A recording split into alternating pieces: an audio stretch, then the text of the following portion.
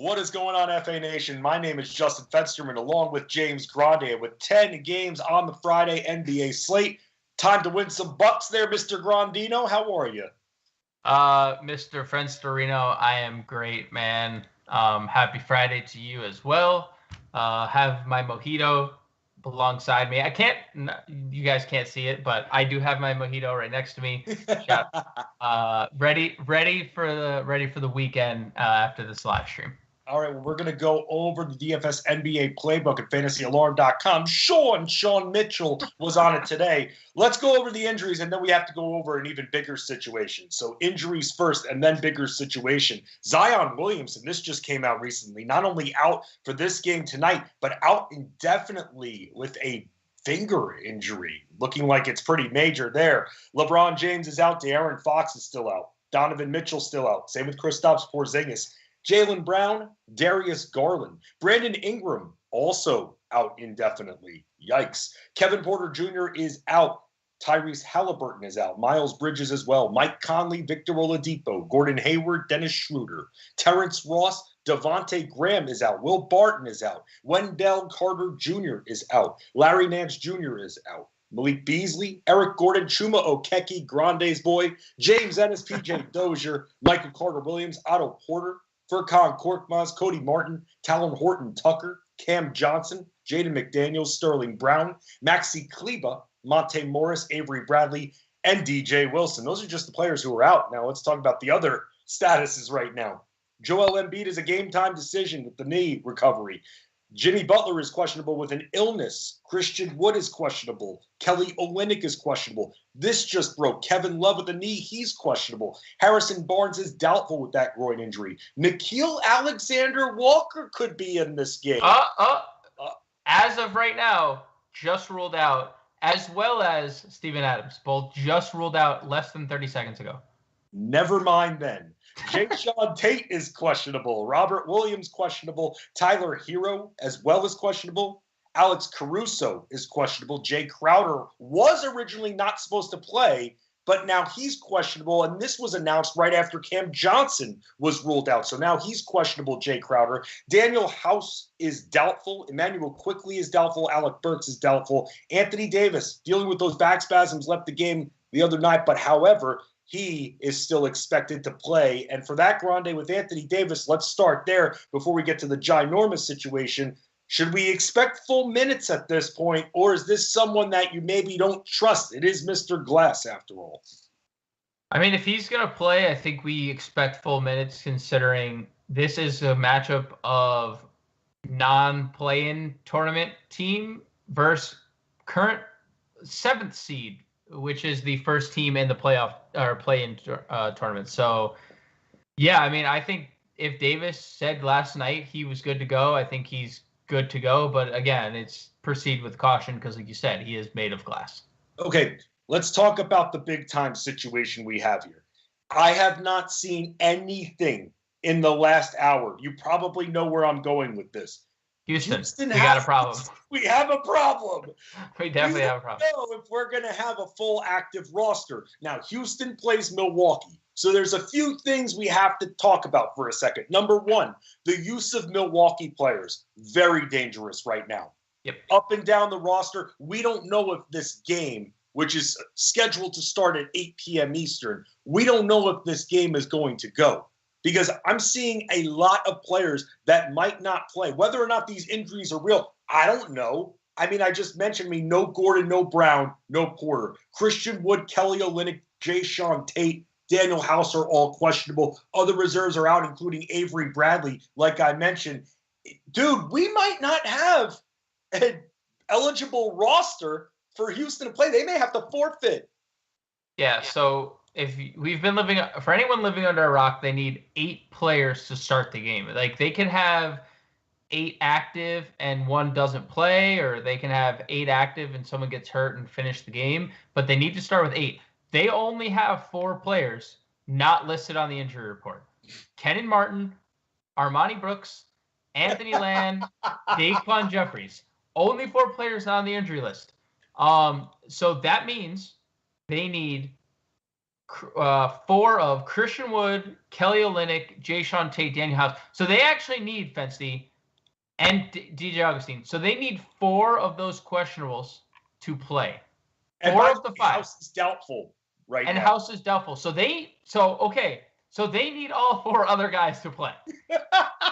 or they can't field the team. So I think that is 100% the storyline of the slate, because I mean, right off the bat, it can go from 10 to 9 games, and now we're just looking at 9 games late. Yeah, especially big impact players involved too from the Milwaukee side. Look, I'm just gonna say it. I am, unless we got word before roster lock, I am 100% avoiding the situation. No questions asked, unless we know that 8 players are going to suit up, because this is at 8:00. Like, we could even get a situation where, like, post-lock, this game is canceled because DJ Augustine went through warm-ups and didn't feel good, So even if this plays, it does not feel good at all. And we might not know before roster lock. And if we don't, unless I'm playing 150 lineups, unless I have a bankroll to play 150 lineups, because if you're playing 150 lineups, obviously your bankroll is pretty nice, right, Fancy? You're not wearing this shirt. You're wearing a Versace shirt on this stream. Right. Unless in that situation, I'm not playing that game. All right. So quick recap. Right now, 8 p.m. Eastern, we've got Milwaukee, Houston. That is currently in purgatory. Why we haven't seen anything else yet about this, I have no freaking idea. So we're just going to, like James said, put that on the shelf for now. And we're going to watch any kind of Twitter injuries, anything. Give us a sign somewhere before the end of the stream. But for now, let's go over Sean Mitchell's playbook here. Sean! That's right. It was Sean. Let's talk about high-priced point guards not involved in the Houston-Milwaukee game. I'm going to say this disclaimer a lot right now. So, Grande, the big question is, though, where to begin? Because I'll tell you this, in the starting 5 at least, I got some Dallas love tonight. Again, their skilled front court players in Porzingis and Kleba not going to be playing. Yeah, so I think if we're starting at point guard, Luka's the obvious choice. He's been really good. I mean, we look at the box score. He's given us 50-plus fantasy points in 7 of his last 10.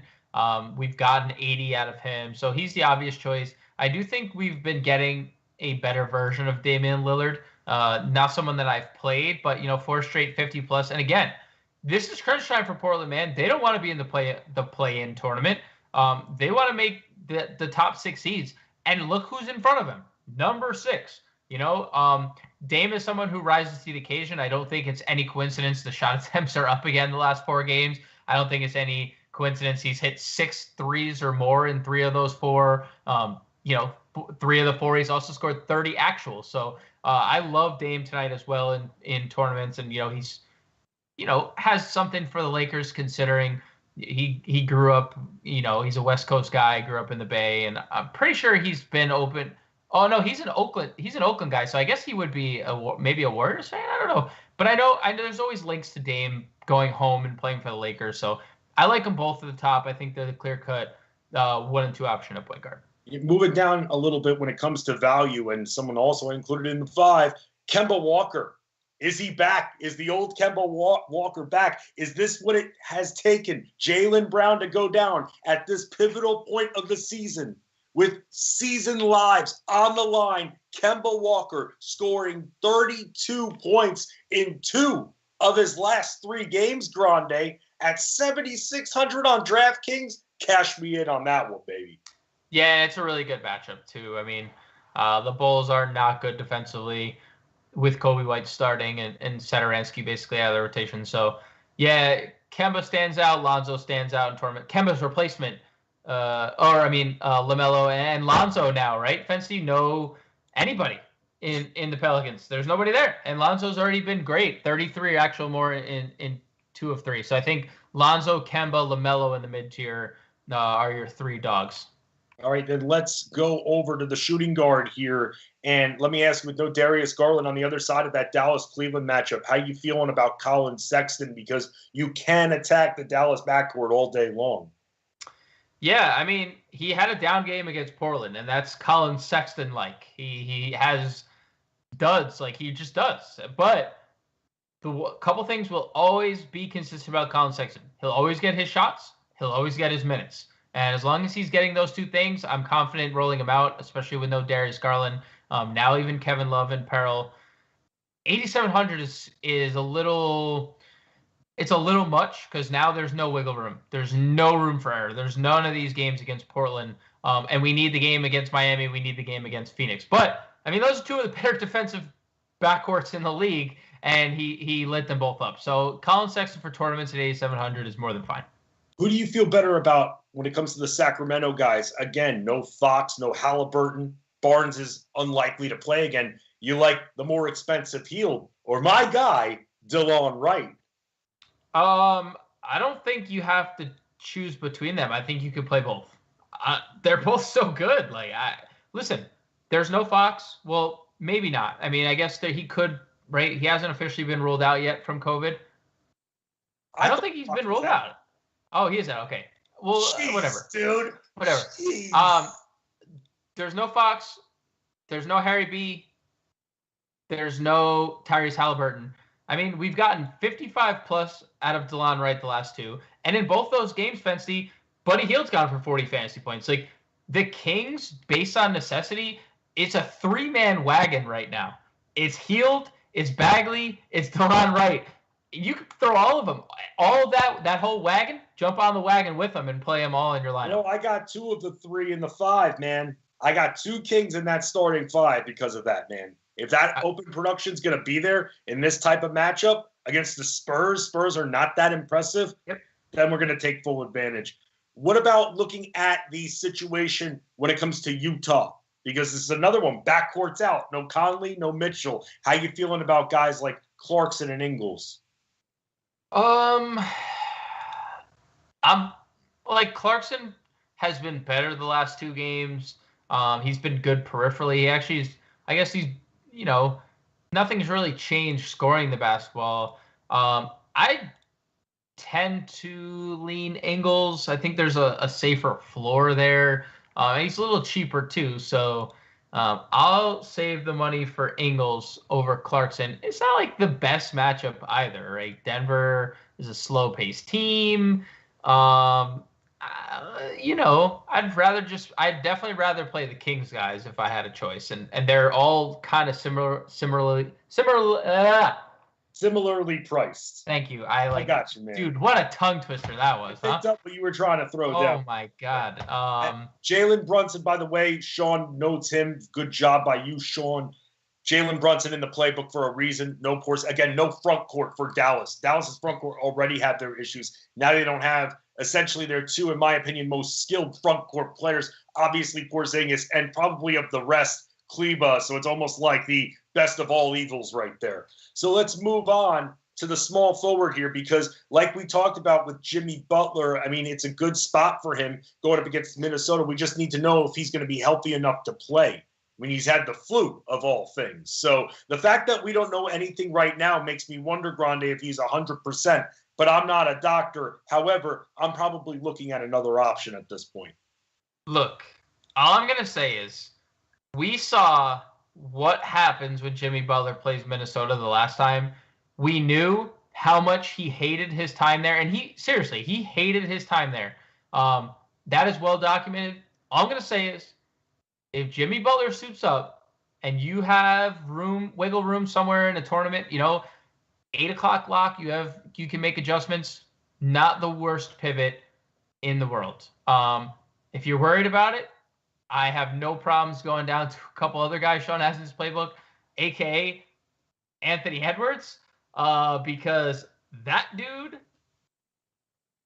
Fancy, was it Halliburton or Edwards you took the rookie the rookie bet on? It was Edwards. Thanks for reminding me. I'm going to lose now, Grande. Well, I just want to point out there is I don't know, man, the push the race is on here. I wish I could agree with you, but I think the fact that LaMelo Ball came back, right? I think right. that clinches it for him. I think if he didn't come back and Davis is doing what he's been doing, I think it's 50-50 at this time. But Ball came back, so I feel like he clinches it because of it. I don't know, man. These last few games from Edwards have been unbelievable. Let me ask you this, Grande, because I almost put Edwards, knowing that Butler, probably if he plays, still not 100%. I thought that 8,800 on FanDuel was just way too high, man. And if I can't justify paying the price point on one of the sites, then I'm probably going to go elsewhere like I did with the starting five. Edwards was in there, and I took him out last second because I didn't like that price. I don't disagree with your line of thinking. FanDuel does this where, a string of good games and they give guys a good bump. And that's the right thing to do. They do that the right way, where you're not just like keeping Anthony Edwards at 7K after 4 straight 40 fantasy point games. He's also, it's like, 40 and for the 10th straight game. Let's put him at 6,500. No, they're doing the right thing. So I agree. It's not the best matchup. It's not, and he has had a string of very good matchups, right? I mean, Memphis, New Orleans, Golden State, Houston, all good matchups. But they're just the keys to the Lambeau right now, Fancy, are in Anthony Edwards' hands. Not Towns, not Russell. Anthony Edwards is leading the charge right now. So I do agree though. He's more appealing on DraftKings than he is FanDuel, but and in that sense, you'll get him at low ownership over on FanDuel at that price. Let's move on to the power forwards here because we're going to skip right over a certain Greek freak right now. Still waiting, Grande. I mean, nothing. Right? Nothing. I'm just clicking refresh. Okay. Nice Raptor shirt, bro. I like that. Thank you. Very good. So let's move on to Jason Tatum here because with Jason Tatum, I mean, I love Kemba, but if you want to pay up, even though you're paying above 10K on both sites for Tatum against the Bulls, what do you think of that price point still on him? Yeah, I mean, I think the Bulls' front court defense has improved with Tice, Vucevic, Thad Young kind of in the mix. But again, no Jalen Brown. It doesn't matter. I mean, Tatum has been on a different level. So good front court defense or not, I'm fine with this. Now, is it my favorite price point? 10.5? No. But, I mean, there hasn't been, like, that many elite spend-ups. Outside of Luka Doncic, Spency, like, Giannis is pretty much off the board for the both of us. We already talked about that. At shooting guard, the top price was Zach LaVine. We're not paying 10K for the guy who just came back from COVID. At small forward, I mean, the top price guy, Jimmy Butler, might not play tonight. So, like, you can get away with spending up on Tatum at a price point that generally we wouldn't. But he's also been so great. There's no Jalen Brown. So, yeah, I can get behind Tatum, even though his price is, a little higher than I generally like to spend. I'll say this. We complain a lot about the value on these slates. I actually think the value tonight is excellent. I do too. And a lot of my starting fives are in that 5 to 7K range player. You could tell. And it's not like I'm just trying to be different. It's that I think these matchups are great. Let's move on and talk about some of the other power forwards. I mean, Julius Randle, even though it's Phoenix, maybe that deters a few people away. Looking at the ownership projection that we have on the site here, especially on DraftKings where he's higher priced, he's over 10K, under 5%. That's still good. Julius Randle is just one of those players where the volume is just always going to be there for him. Agreed. I think you nailed that. Who's out? It doesn't matter. They need him. The Knicks don't generate enough offense without him being 75% involved. I just made that number up. But at that point, I look at this matchup with Phoenix, and I say that no price point at this time is too much for this guy. Yeah, I think it's a great tournament pivot. I think you're spot on. But I would like to ask, at this time last year, did you think you would ever say that? No, I did not. Okay. I just wanted to check. I wanted to check. I wanted my teeth if I did, and so would everybody else. Right. I just wanted to check with our resident Knicks fan on if he doesn't win most improved. It's a joke. Criminal. That'd be a joke. It is criminal. I'll just say that. Marvin Bagley in a great spot against the Spurs. And I know the game might be a little bit slower, but at the same time, they need someone that has scoring ability. They need someone that's not only a low block threat like Richaun Holmes, and that's where Bagley comes in. The shots have been there. If I could see this guy taking 15 shots again tonight, I believe he did that something around that the last 3 games now. The shot volume's been there, man. The price point's very fair. 5,900 on DraftKings all day, grande. Yeah, and the minutes too. This is something that Luke Walton has driven us up a gosh dang wall about. The minutes with Marvin Bagley. It's like one night he plays 25, the next he plays 35, then he plays 18, then it's 39. 3 straight games of 30-plus minutes, 3 straight games of 15-plus shots, like you mentioned. And, 2 of the 3 he's gone for 40 fantasy points. It's why he was drafted number 2 overall. He's very, very offensively skilled. Very. Like, I can't include enough varies. Just get this guy on the floor, and he will get you a bucket. Yes, and before we get to the centers here, and we'll ease the transition here. Mo Wagner and Mo Bamba are both very much in play for the Magic tonight, in my opinion. Oh, absolutely. And I'd even like to throw a couple Pelicans out there, Fancy. I'd like to throw Najee Marshall out into the equation, and James Johnson. Now that we know both Zion and Brandon Ingram are both out. Both guys play in the mid-20s. Najee Marshall just got his 3-year bag from the Pelicans. Good call. So I think both those guys, as well as both Magic guys, are all elite plays at their respective price points at their respective positions. No more Jalen McDaniels or anything like that, right? From Charlotte. I'm just making. You can. He's playing a bunch of minutes, but I was through our projections on site before with the Charlotte centers, and both Biyombo and Zeller, I put pretty much under 20 minutes. Those minutes got to be going somewhere, Grande. And I was No, you're right. No, he's gonna play minutes, but it's like opportunity in New Orleans and opportunity in Orlando stick out way more than opportunity in Charlotte. Agreed, sir. Agreed. All right, let's talk about center because we mentioned Joel Embiid. We don't know if he's going to play. You've got the Joker going up against the Gobert. And then you've got Vucevic, who, 9K on FanDuel in what should be one of the easiest matchups of all time for him. Come on, man. How do you even go another direction when you see Vuce at 9K? Yeah. It's if you're playing Mo Bamba at center. It's probably the other direction you go, right? His former backup. Well, his former backup to the backup, because Ken Birch was the backup. So now, Vucevic is backup to the backup. That's right. That was Mo Bamba. Somewhere in that Kyle O'Quinn was lodged in the middle a few years ago. Just saying that.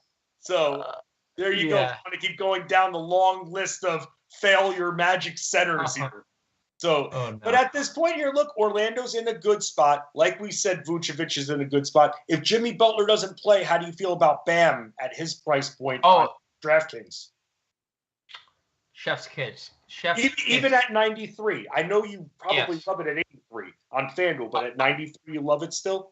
Well, the offense is going to run right through him. It's running through Bam and Fancy. You know as much as I do, because when you do the starting 5 and when we're doing our research, you're looking at DVP. Minnesota's been dead last from the first game until now, right? Against centers. This is the spot that we attack them. Bam has been really good anyway. I should say really consistent. You can't look at his game log and not see 40 fantasy points alongside his name. He should just be Bam 42.7 fantasy point out of bio. That's his name because that's what he does every time out. 42.7, 43, 4, and without Jimmy Butler, we know how good he is as a passer. He's one of the probably 3 best passing big men in the NBA. He's coming off 10 and 11 assists just to further prove that point. But the offense is going to run right through Bam. He probably vaults to my favorite center if Jimmy Butler is ultimately ruled out. See, if Jimmy Butler's not, though, it's got to be Bamba, right? It's going to be Bamba. It's going to be Vucevic. Right. I'll say this. in tournaments, and Sean has him in his playbook, and this is perfect. I was talking to John and Pemba about it earlier, but Dwight Powell, I know he's kind of gross, but at the same time, it's definitely gross. But I'm saying, like, as a player, you don't really want to start him in your lineups, but back-to-back 10 rebound games, no Kleba, no Porzingis. Someone has to take advantage of the opportunity. And this guy who's literally 3,700 on DraftKings in a tournament, throw him out there. What the hell? No, I'm with you. He is, like, it is gross thinking about playing Dwight Powell, but Fancy, we are in the last 2 weeks of the season. This is what happens. We play Dwight Powell with confidence. Hernan there's no Steven Adams. Like, you could deploy Willie Hernan-Gomez too. They're both great values. Two guys you don't generally think of like as value plays, but here we are, last 2 weeks of the season, baby. It gets crazy. All right, James, we made it to the end of the stream, and we don't have any Rockets news right now.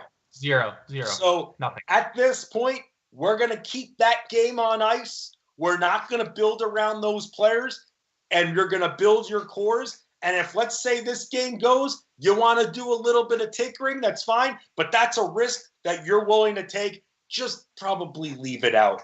What? We got it? No. We got Robert Williams ruled out, though. Thanks a lot. You and Ronus, man. Everyone likes to prank me and stuff like that.